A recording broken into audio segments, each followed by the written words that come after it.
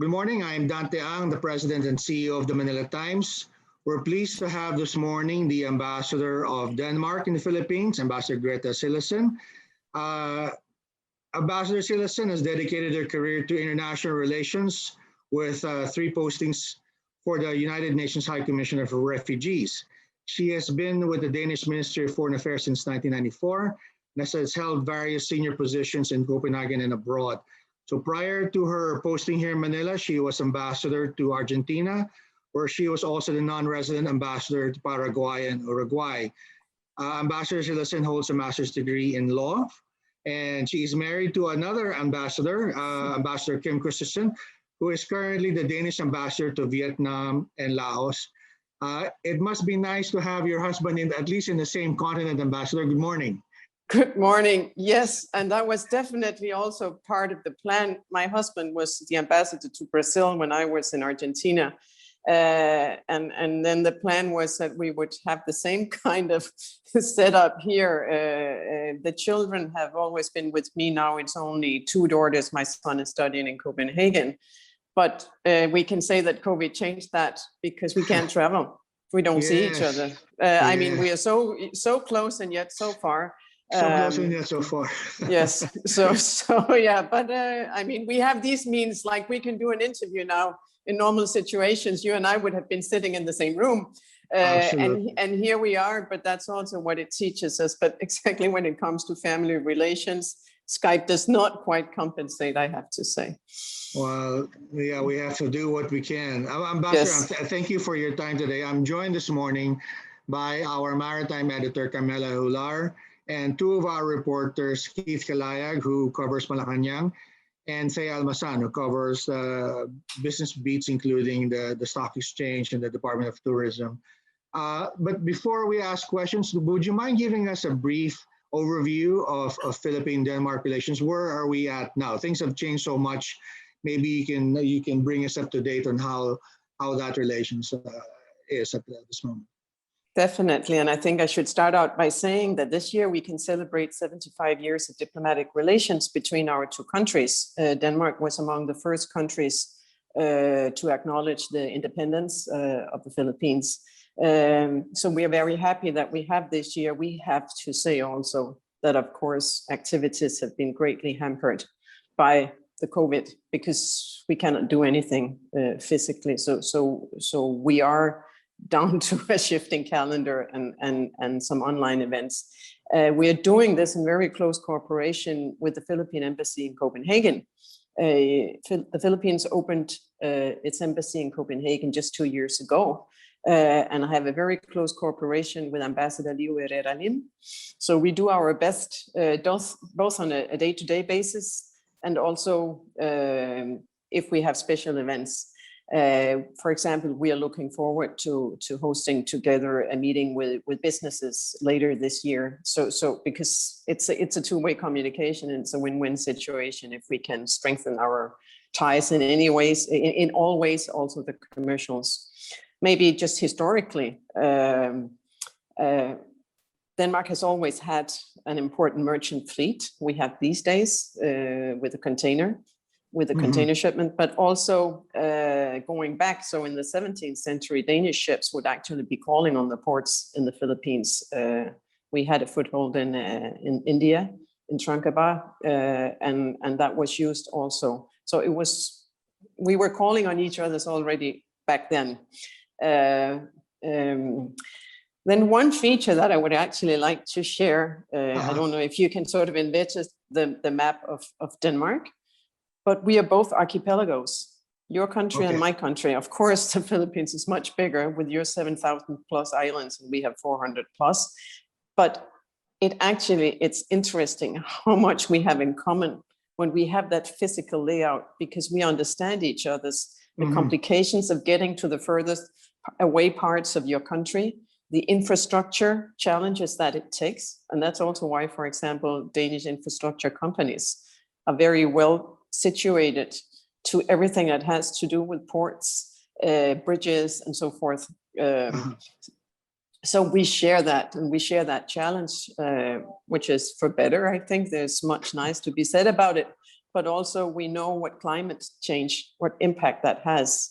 We don't have typhoons the way you do, but we feel the impact of the climate change, and we have low-lying islands, and the concerns that you have, we have. And therefore, climate change and what we can do to remedy it and to prevent it getting much worse is something that is very much on our agenda, and that's something that has been on the agenda of Denmark basically back since the 70s, because we did like any other country. We developed rapidly, we became hugely dependent on oil. And then in the 70s, we suffered what we refer to as the oil crisis due to global developments. We were caught in a situation where suddenly in the winter of 73, there was no oil or limited, very limited amounts of oil. So what to do? Introducing car-free Sundays, lowering the temperatures in houses. That's not your problem, but then to cut out the aircon. And that was a lesson. And it was a wake-up call for Denmark to say, we cannot be reliant on imported fuels alone. Plus, we started really to see the impact of too much use of the black energy. We had the ecological problems. So it was at these two things started driving us in the direction of a sustainable and green development.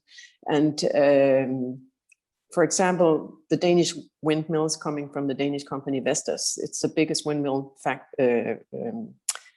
producing company in the world. And that started out with a necessity.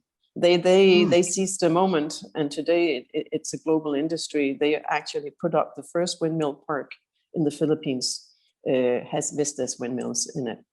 Wow. Yeah. Are those the new ones in Rizal, or are there elsewhere? Where are they located in the Philippines? They are, and maybe Christina can help me with the exact name of the location, but it's here in Luzon. Yes, it's the one in Ilocos, Mr. Okay. Oh, wow. Yes. Okay. Oh, that's news to me. All the while I was thinking it was a British company, but it's Danish. Well, it's a Danish. The consortium that put it up could be British, but the windmills are Danish.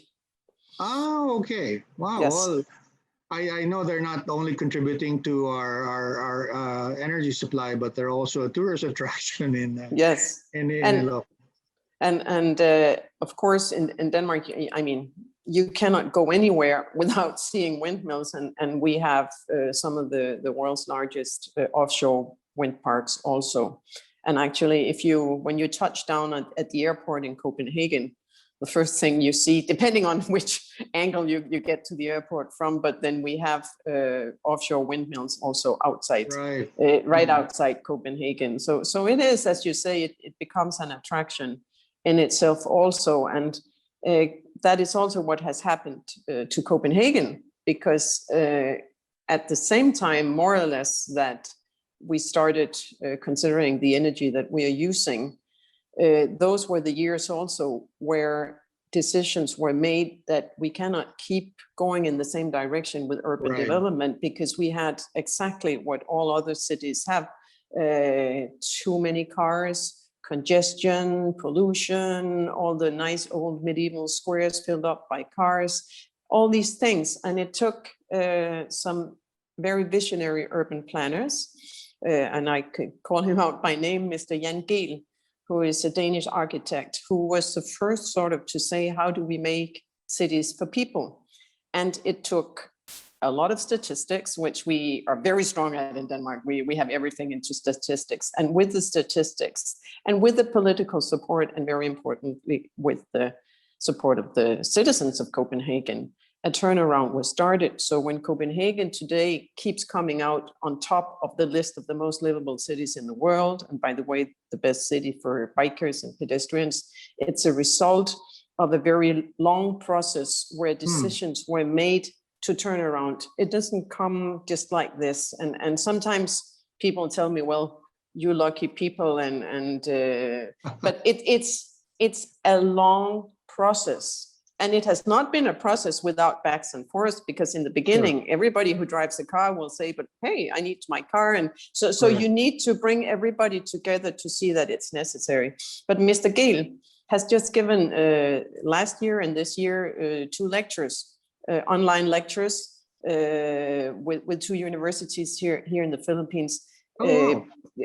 On his ideas on sustainable development and how you develop cities for people.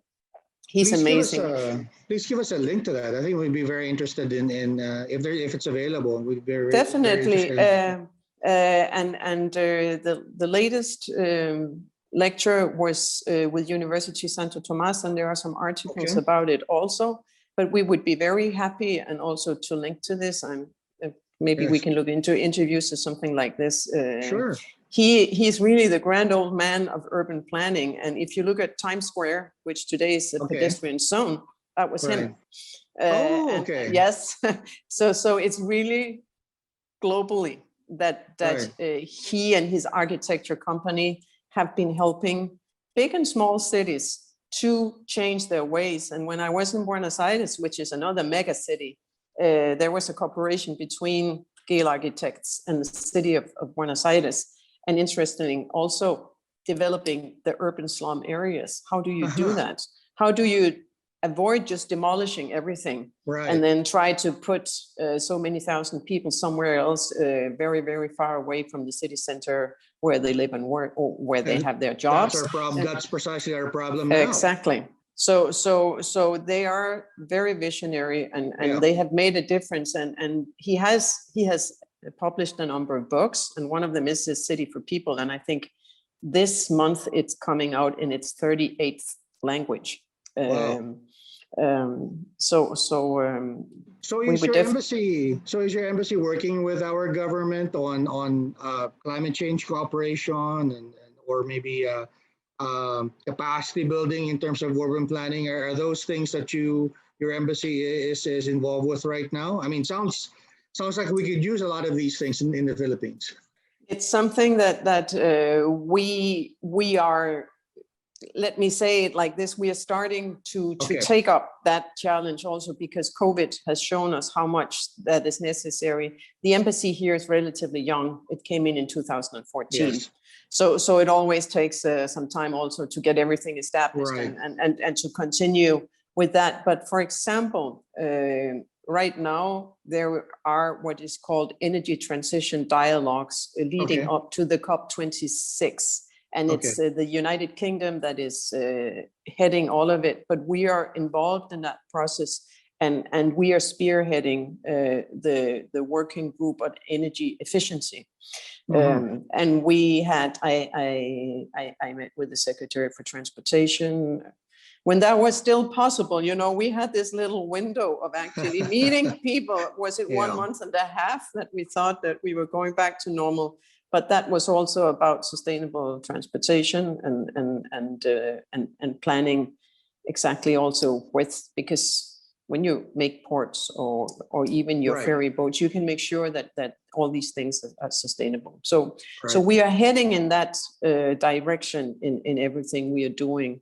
Sustainable development goals, the energy efficiency, it's all sort of the header of what we are doing, representing the government of Denmark, but also Danish companies. They can either be experts in the field. So we have companies providing, for example, excellent water pumps. 10% of the energy that we use in the world is used above surface pumping water.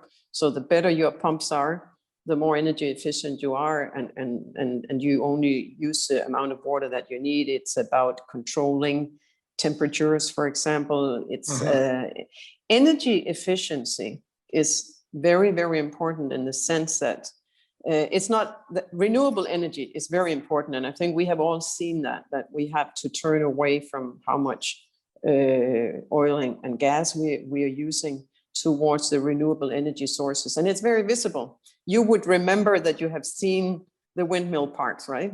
It comes to your mind. Energy efficiency is invisible. but it's just as Right. important. It doesn't show, because your company can put up, a company can put up solar panels and it's visible that they are doing something. But if they know how to control the use of energy, so it's not only about what type of energy that you're using, it's also about how much you're using. And as we say, the cleanest and cheapest and most reliable energy is the energy that you don't use. Right. Right. So we have a lot of companies that specialize in how you get there. And then most Danish companies already apply that in the way that they work. Right. Interesting. So yes.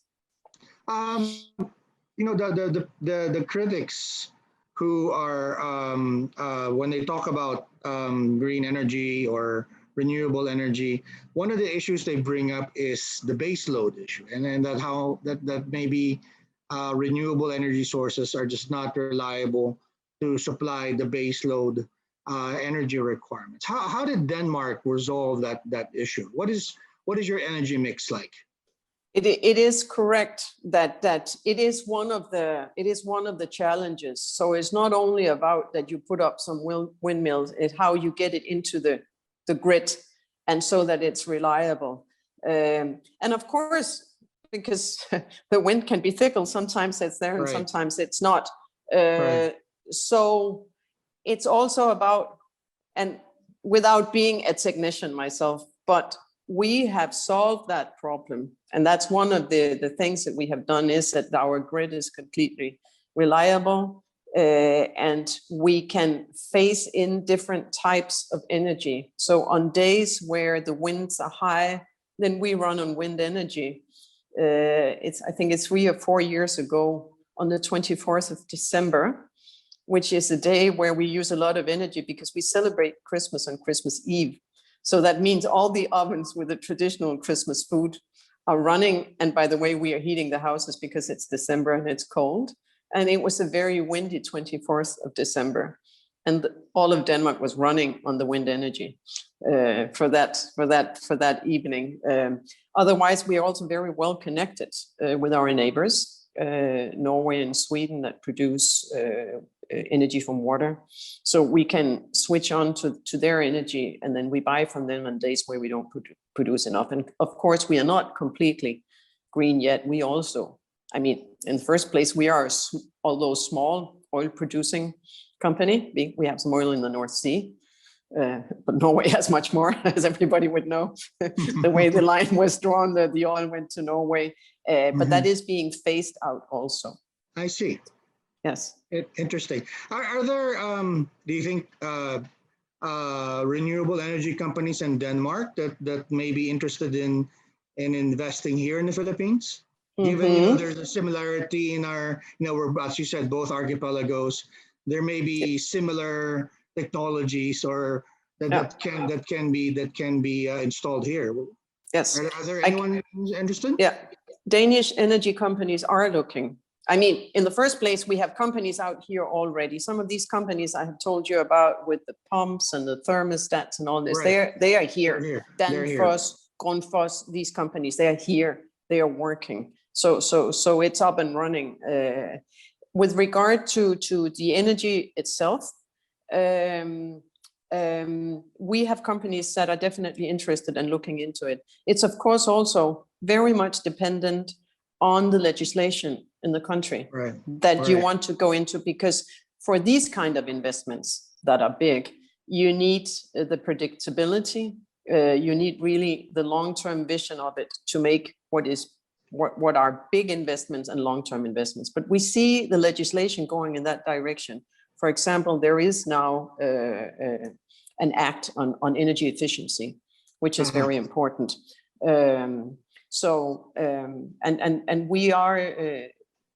We have just also, within the old ministry funds, we have a grant where we can explore further energy efficiency and renewable energies. So that's something that we will be working further on now also. Let me step back a minute and ask how things are in your country. I noticed that Denmark reopened schools, I believe, last year. How are you able to do that? And what's the situation today in terms of this pandemic? What's the latest? Yeah, it's been, I mean, for any other country, it has really been going back and forth. Where we are at right now is where we really see the light at the end of the tunnel. And it has been a tunnel for us, like it has for everybody else. But what we have had all along is that we have a very efficient healthcare system. It's public and it's free. And they were able to reorganize very rapidly. So we have not had the situation where we did not have enough hospital beds, for example. Everybody that needed a hospital bed has had a hospital bed. You don't have to pay for the tests that you're taking and so forth. It has stretched our health system to its limits, there's no doubt. And you have had to make new decisions to cater for new situations all the time. So I'm not trying to downplay the magnitude of what has been happening, but it has been handled very well. We are also a very homogeneous country. We are used to both dialogue, but we are a consensus-based decision making, but also that we trust. We have a very high level of trust in Denmark. So there has been a high level of trust in the decisions that have been made. I'm not saying that haven't been critical voices, because it is like that. You have to make decisions, and some of the decisions were maybe not the best, but that is easy to see in hindsight. But we have, it seems now, the virus under control, and very importantly, the vaccination program is progressing very rapidly. Now we have 9.5% fully vaccinated, and we have 20% of the population with the first shot. And the projection is that it goes back and forth a bit, because then there are vaccines that we rule out again because of blood clots and stuff like that. But like with AstraZeneca, right? Yeah, exactly. And July is we should have everybody vaccinated.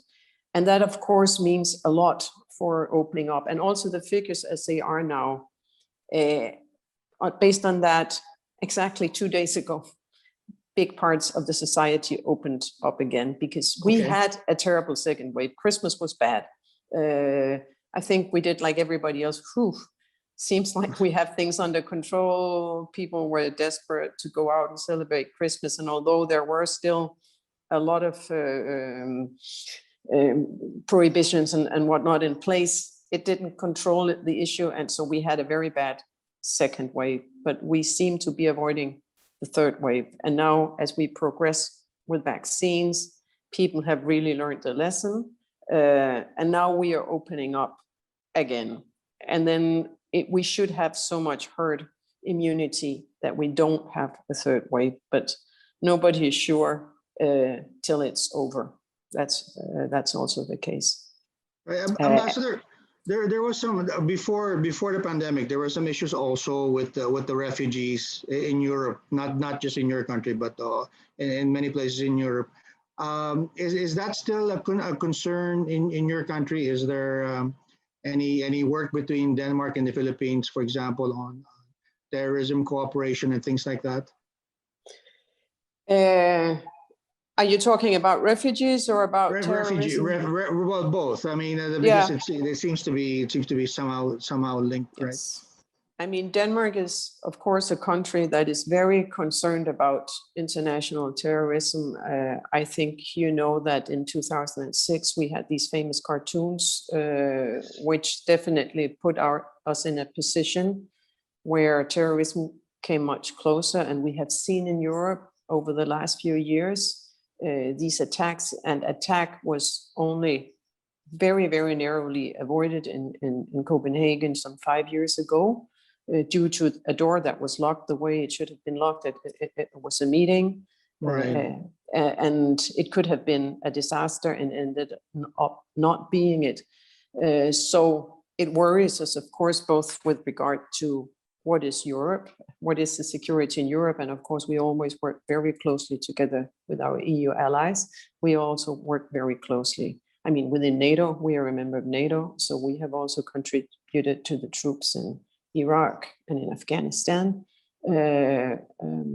Important contributions, actually, considering the size of our country. We are also contributing to keeping down piracy, Horn of Africa, and now West Africa. Horn of Africa, well, nobody can say it's under control, but things are much better. But then we see it growing in West Africa. I'm very aware of the issues that we have here in the Philippines as well. We are not directly involved here in the Philippines, but we are following this. So whenever there are special meetings about that, all relevant hotspots are also in our consideration, but there's not a direct cooperation on that. But we're definitely aware also, because we know that terrorism is global.